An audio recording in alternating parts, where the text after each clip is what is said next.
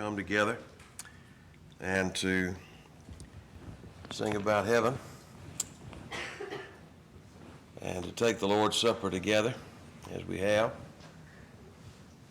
You know, there's something, every time we take the Lord's Supper, there's something very encouraging about that, isn't there? That we remember the fact that God loves us so much that he was willing to pay that price in order that we might have an opportunity to be saved. Now, that's encouraging. I don't think any of us ought to feel worthless or unloved. Not if you know that story. On the other side of it, there's always something very humbling about taking the Lord's Supper, and that is, it was my sin that caused the problem, that I'm the one responsible for it all. I've never been in this situation before. I've made plenty of messes. But I've often thought when I see someone's house burning down or something of that nature, I think, wouldn't you hate to be the guy who caused that? That'd be a hard thing to live with. I did something and that fellow lost his house or somebody was killed by my actions. Even if it was accidental, you'd carry that with you. Now, you and I understand that it's, again, there's sometimes things happen, but we all would be able to relate to that feeling. Well, I'll tell you, I've done something worse than any of that. I caused the death of the Son of God. I'm guilty. I'm responsible. And yet he doesn't call us to wallow in sorrow. He calls us to serve him. He calls us to live for him. I want to ask you a question today. You ever known someone who was a Christian, who fell away from God? Well, to ask that is to answer it. Of course you have. You ever been that guy? It's interesting. We may never have formally quit, but my guess is that most all Christians here have at some point in their life been in a place where they really were not as close to God as they should have been. Maybe nobody else knew it. Maybe they hadn't quit attending. But they were not serving God as they should. You ever been there before? And if you've ever known the blessedness of coming back to God, there is a psalm that I think speaks specifically and directly to that point. And it's the 32nd Psalm. There are a lot of great Psalms in the Scriptures, 150 Psalms in the book of Psalms. But this Psalm, I don't know if it's the most well-known or not. It's probably not the most well-known, but it is a glorious Psalm that I think speaks to some very practical points. I just want to make a few with you this morning in reference to this lesson. Let me read with you in the first place this psalm. Blessed is he whose transgression is forgiven, whose sin is covered. Blessed is the man unto whom the Lord imputeth not iniquity, and in whose spirit there is no guile. When I kept silence, my bones waxed old through my roaring all the day long. For day and night thy hand was heavy upon me. My moisture is turned into the drought of summer, Selah. I acknowledged my sin unto thee, and mine iniquity have I not hid. I said, I will confess my transgression unto the Lord, and thou forgavest the iniquity of my sin. For this shall every one that is godly pray unto thee in a time when thou mayest be found. Surely in the floods of great waters they shall not come nigh unto him. Thou art my hiding place. Thou shalt preserve me from trouble. Thou shalt compass me about with songs of deliverance. Selah.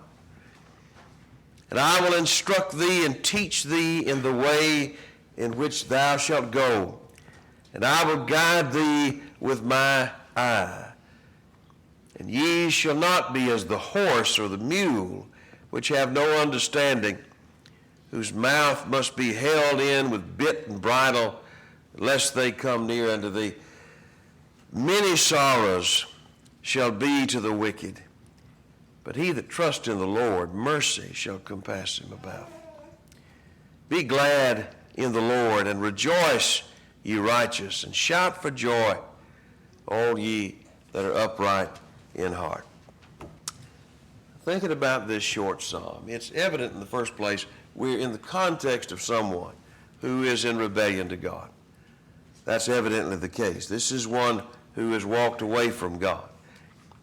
He talks about the transgression and the sin and the iniquity. 3 different ways he describes sin. The word here for sin in the Hebrew, and I don't know anything about Hebrew, but I'm told it really represents the same thought in Hebrew as it does in the Greek. You know, the idea of missing the mark. It's the idea of an archer or someone slinging a stone. And here's the target, and we miss the target. You know, the idea spiritually is, here's what God would have us to do. We miss the mark.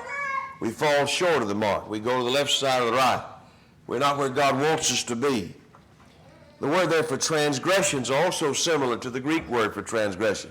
It's the idea of one who breaks free from or breaks away from that which is just and right and expected, demanded by God.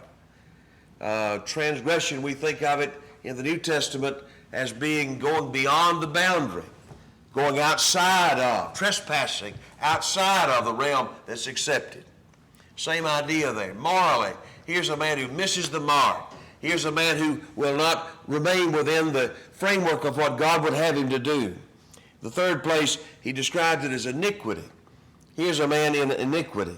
This word it really goes back to the idea of something that's crooked, something that's depraved, something that is perverse.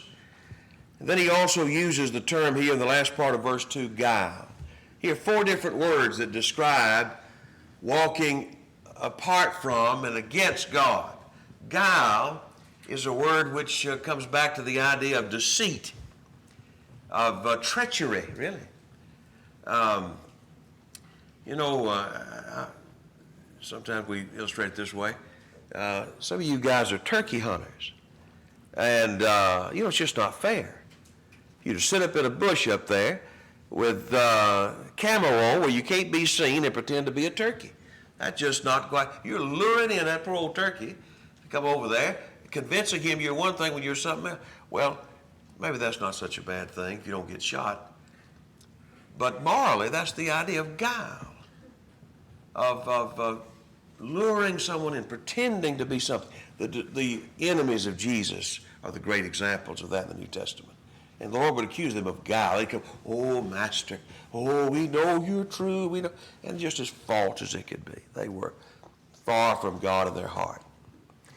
Now, I don't think it takes a lot of imagination to understand what we're talking about here. This is a Psalm of David. And in the Psalm we've just read, I'm sure that it came to your mind, the story back in the book of 2 Samuel, the 11th chapter. And in 2 Samuel chapter 11, the story there is that at a time when David really seems that he should have been out in the field with his soldiers, he was back home, and it was an evening, and David, verse 2, rose up from off his bed and walked upon the roof of the king's house, and from that vantage point he saw a woman bathing herself, and she was very beautiful to look upon. But David did not choose to say, oh, that's somebody that doesn't belong to me. But he continued to look, and he became fascinated, and he became infatuated, and he became obsessed with. And so the next thing that he did was he sent messengers to find out, who is that? Who lives there? Who is this woman? And he got an answer. And the answer was, this is the wife of one of your trusted servants, Uriah. Well, that should have been the end of that. But it wasn't the end of that. Now he calls for her, and now he sleeps with her. And then he finds out after a period of time that she is with child. I'm sure several days go on here, obviously.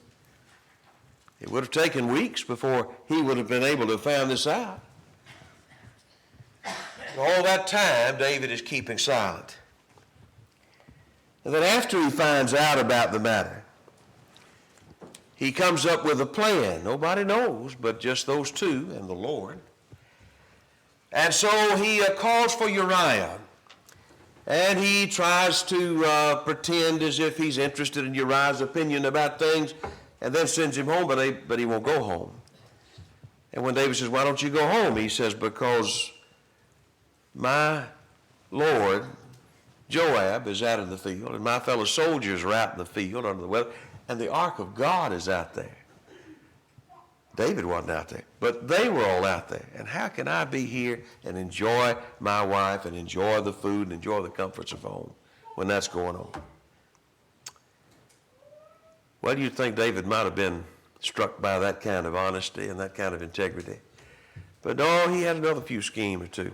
Didn't we talk about guile?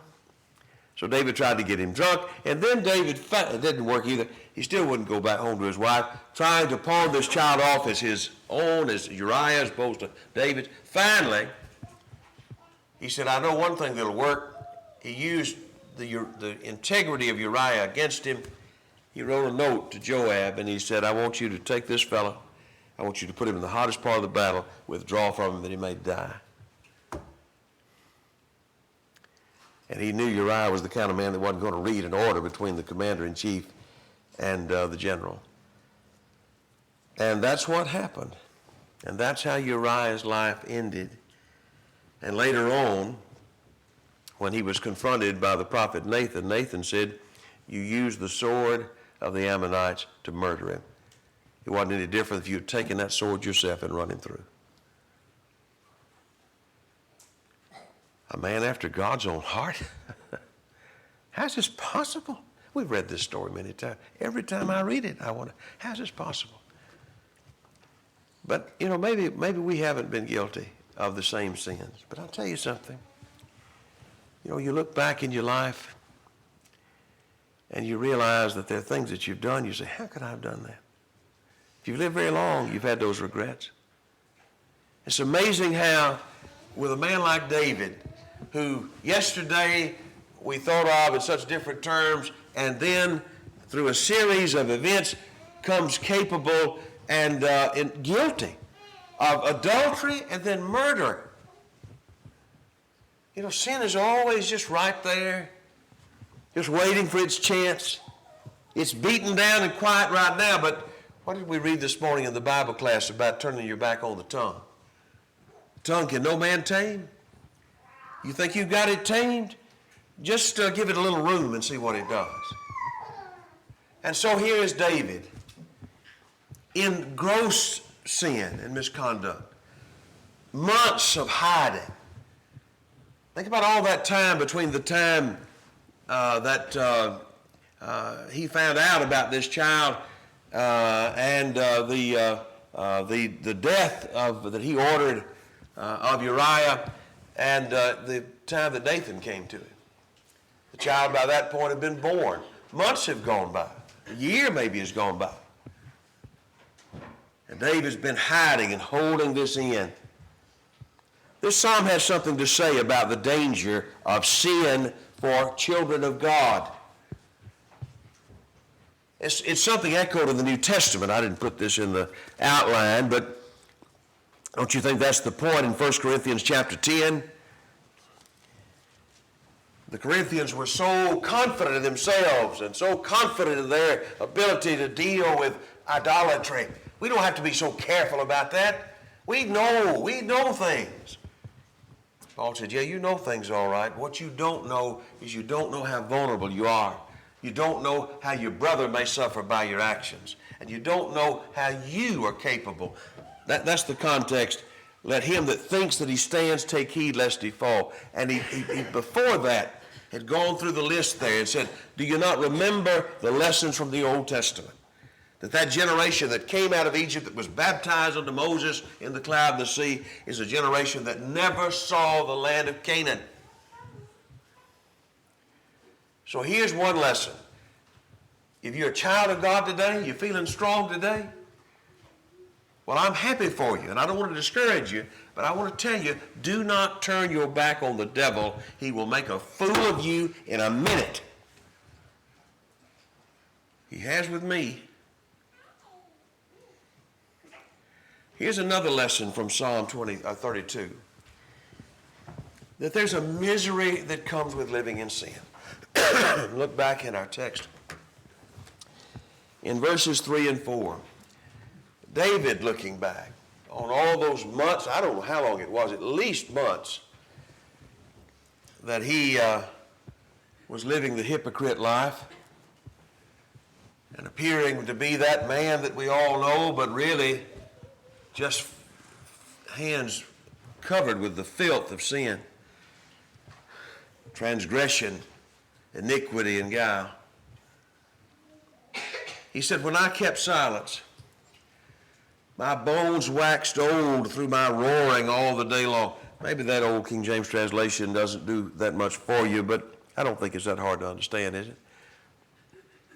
David describes himself as being a man rotting on the inside. My bones were wasting away, groaning day by day by day. Day and night, thy hand was heavy upon me. I felt every day, I wouldn't admit it to anybody, but I knew how disappointed God was in me. I knew how he had to look. I was disappointed in myself. And I was rolling along, and who knows the reasons why? Who knows the excuses that people give? Maybe David told himself, well, after all I've done for God, man deserves something once in a while. Or maybe he thought, well, it wasn't all my fault, that Bathsheba, Or maybe he just tried to tell himself it wasn't all that bad after all. Maybe Uriah wasn't all that good a guy after all. I have no idea if any of that ran through David's mind. All the excuses, the attempts to reconcile this. But then he just kept coming back to this. I just felt my guilt like a hammer to the head. And thank God he did. David be in hell today if it weren't for that. Conscience is an unpleasant thing. A sensitive conscience, a living conscience. But what a blessing it is. Now, you and I know that a conscience can be misinformed. And in the study on Acts recently, I know you remember Paul's statement there in Acts 22 when he said, I've lived in all good conscience unto this day.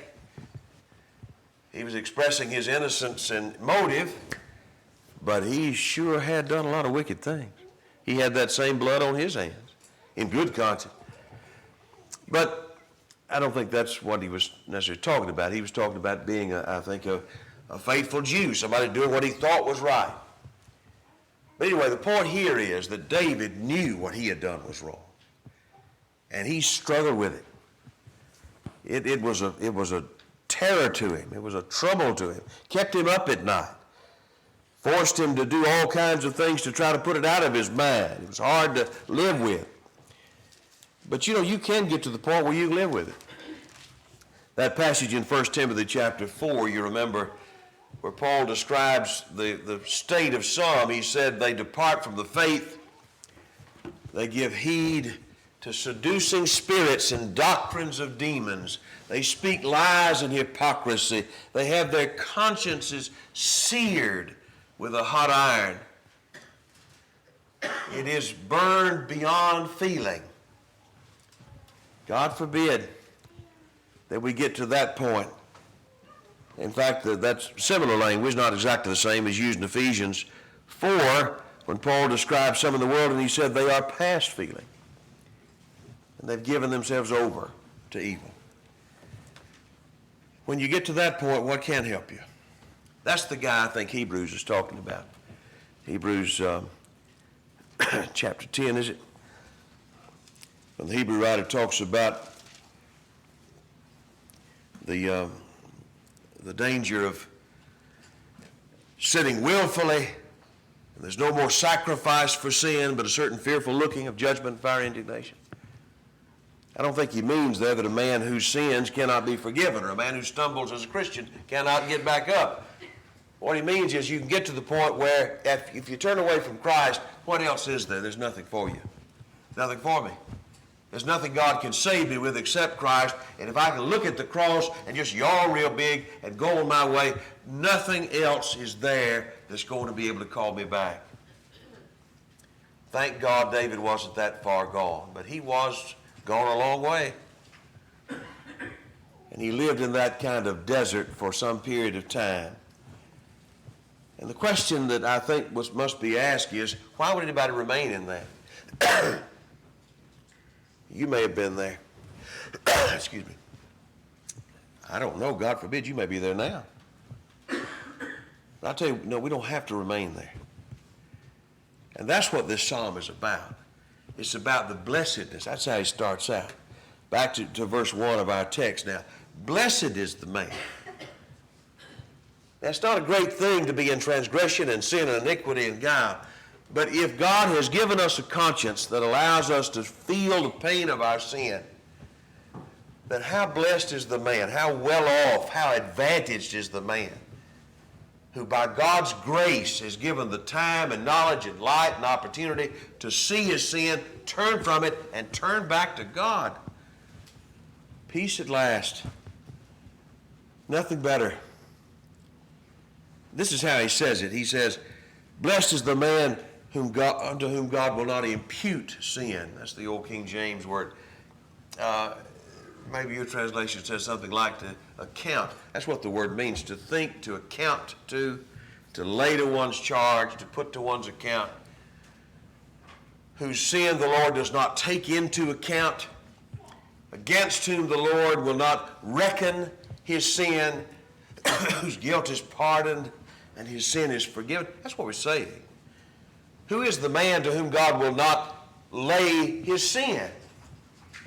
Our denominational friends, our Protestant friends in many cases have taken up this idea, and some of our brethren have taken up this idea of once saved, always saved, in which they say, well, once you become Christ, then sin can no longer attach to you. Once you know God, then sin can no longer weigh you down. You can't be guilty. Really? I don't think the apostles knew about that. I don't think you and I know that either. That's not what he's saying. He's not saying that once you're a child of God, you can sin with impunity and God, it will never be put to your account. When it says there, God will not impute sin to a man, what he means is he'll be forgiven.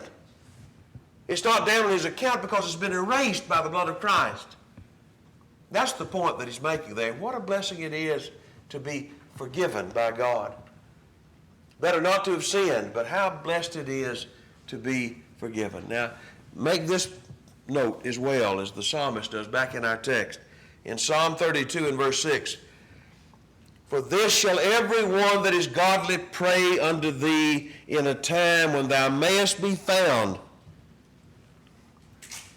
That expression we find later on in the prophets. I remember in Isaiah 55, Isaiah pleads with his hearers to return to God and to do so while they can.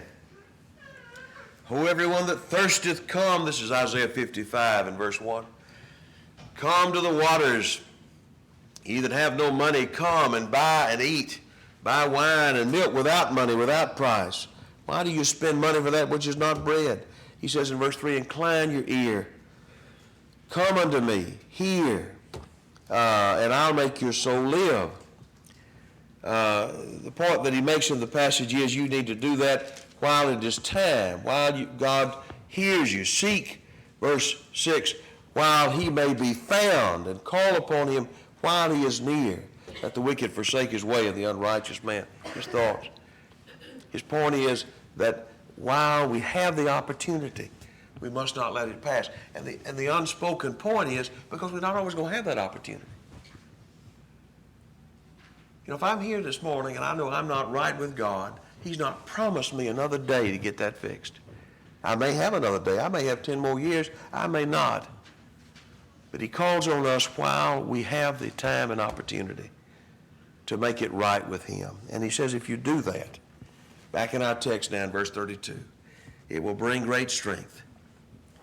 When a man comes back to God, his weakness becomes strength. His fears become confidence and courage. And now he's ready for whatever life brings. You know, David might have looked the same from the outside, but he was a different man after the repentance that he took hold of and expressed. Verse 6 again of our text. For this shall every one that is godly pray unto thee in a time when thou mayest be found. Surely in the floods of great waters they shall not come nigh unto him. The strength of conscience and the confidence we have walking in a pure conscience with a pure heart is something that if you know it, you understand that's where the strength's found. You know, that the world may criticize you, they may belittle you, but you know what's right and you're doing what you know, and that's all we can do. We live in that. We stand in that. And we thank God for that privilege. We'll not be swept away. Look at verse 7. The psalmist says, Thou art my hiding place. Thou shalt preserve me from trouble, and thou shalt compass me about with songs of deliverance. You know, there were, and Nathan made this point, you know the story of David, you know the setting of this psalm. And sometimes people think, well, the Lord let David off mighty light, considering all that he did. God had a plan for David. He had his own purposes for doing what he did. I mean, God being as merciful as he was. But nobody who's read the story carefully thinks David got off light. Nathan told David, he said, you're forgiven. But he also made the point with him, he said, the sword will never leave your house. We wouldn't call David's life after this event a happy life. It was a hard, difficult life. But I'll tell you this, through it all, David persevered. David never gave up his joy. He never gave up his focus in serving God. To the very end of his life, he was not a man given to bitterness. He was a man who had peace in the fact that though he had made terrible mistakes, that he had been forgiven. He was standing in the grace of God. I want that for you and me. That's what we're looking for. Verse 8 is interesting, isn't it, in our text here in Psalm 32? Because if I read it correctly, this is the Lord now speaking. David had been talking about his circumstance and his situation, advising us, and now the Lord speaks in the first person and says, I will instruct thee and teach thee in the way which thou shalt go, and I will guide thee with mine eye. I think God's providential care over us is a great comfort if we walk with him and close to him every day. And so he says, finally, don't be stubborn. And I think he says that to Wes, and I think he says that to everybody in this building. Everybody here who's become a child of God. If you fall down, get up. Don't be stubborn. Don't continue the wrong way. Don't make excuses to yourself, and don't find a reason not to or to put it off. Do what's right. Don't be stubborn. Verse 9, be not as the horse or as the mule, which have no understanding, whose mouths must be held in with bit and bridle. I've admitted to you before, I lost a lot, I think, by not growing up on a farm. My parents grew up on farms. And they, at that time as well, had something to do with animals like mules. And they knew something about the stubbornness of those animals as well as their usefulness. Don't be as stubborn as a mule, he says, but hold to God. Yield your heart to him. And don't fight against that which really is for your own good. Verse 10, many sorrows shall go to the wicked, but he that trusts in the Lord, mercy shall compass him about. He shall be glad in the Lord. Rejoice, ye righteous. Shout for joy, ye that are upright in heart. I think we'll pause there. I hope that the lesson this morning might be an encouragement to you to think carefully about your circumstance. One more thing I should have mentioned. before we do close, and I mentioned as we close. In the fourth chapter of the book of Romans, we find this very passage quoted by the Apostle Paul as an encouragement to us to remember that we are indeed saved by the grace of God, and we should take hold of that grace. In Romans chapter 4, Paul, in this great treatise on salvation, makes the point that we are all saved from the same sin, the same enemy that destroys the Jew, destroys the Gentile. It is sin. But also, the same grace of Christ saves. And so, he makes the point here, now to him that worketh, verse 4 of Romans 4, is the reward not reckoned of grace, but of debt. But to him that worketh not, but believeth on him that justifieth the ungodly, his faith is counted for righteousness. Even as David described the blessedness of the man unto whom God imputes righteousness without works, saying, Blessed are they whose iniquities are forgiven, whose sin is covered. Blessed is the man to whom the Lord will not impute sin. I always thought this is one of the great passages to help people understand what Paul meant when he used the term works. When they read this passage and they read it recklessly and carelessly, they think Paul is saying here that we're saved by grace and not by works. That means we don't do anything. You don't do anything. I've heard people say that over and again. You don't do anything in reference to your salvation. This is just patently false. And the context shows this. He uses David, quotes David, uses his life as an example. What did David say? David said, I confessed my sin. I came back to God. He's not here saying you don't do anything in response to the grace of God.